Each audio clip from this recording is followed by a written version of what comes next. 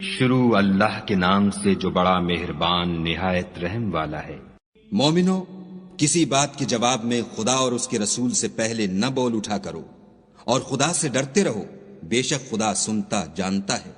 اے اہل ایمان، اپنی آوازیں پیغمبر کی آواز سے اونچی نہ کرو،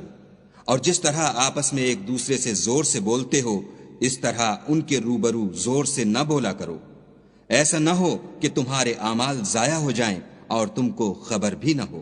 جو لوگ پیغمبر خدا کے سامنے دبی آواز سے بولتے ہیں، خدا نے ان کے دل تقوی کے لیے آزما لیے ہیں، ان کے لیے بخشش اور اجر عظیم ہے۔ جو لوگ تم کو حجروں کے باہر سے آواز دیتے ہیں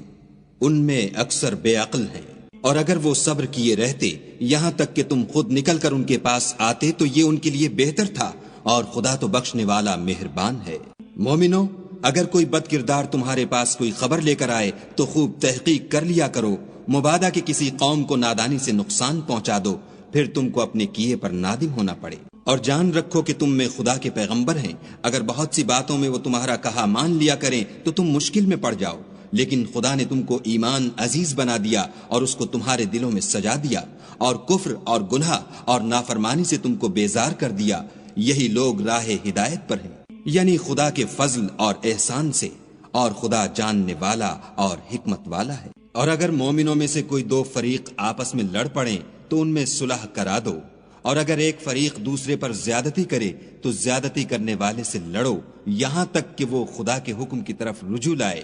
پس جب وہ رجوع لائے تو دونوں فریق میں مساوات کے ساتھ صلح کرا دو، اور انصاف سے کام لو کہ خدا انصاف کرنے والوں کو پسند کرتا ہے۔ مومن تو آپس میں بھائی بھائی ہیں،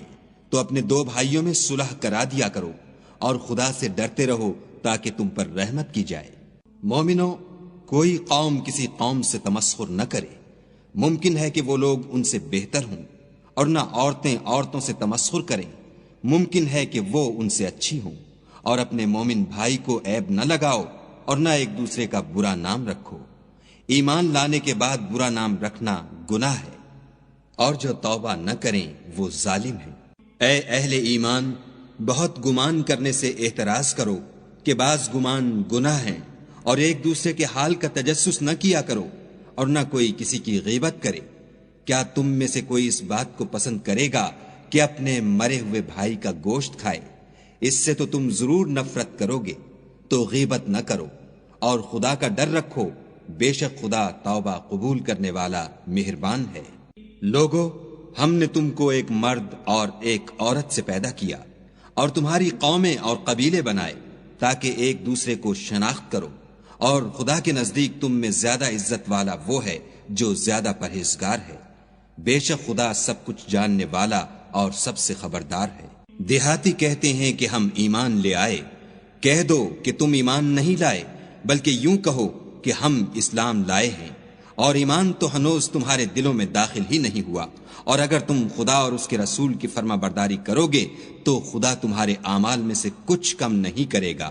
بے شک خدا بخشنے والا مہربان ہے۔ مومن تو وہ ہیں جو خدا اور اس کے رسول پر ایمان لائے پھر شک میں نہ پڑے، اور خدا کی راہ میں جان اور مال سے لڑے،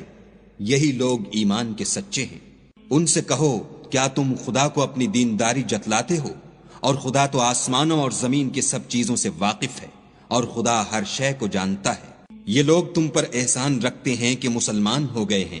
کہہ دو کہ اپنے مسلمان ہونے کا مجھ پر احسان نہ رکھو، بلکہ خدا تم پر احسان رکھتا ہے کہ اس نے تمہیں ایمان کا رستہ دکھایا، بشرطے کہ تم سچے مسلمان ہو۔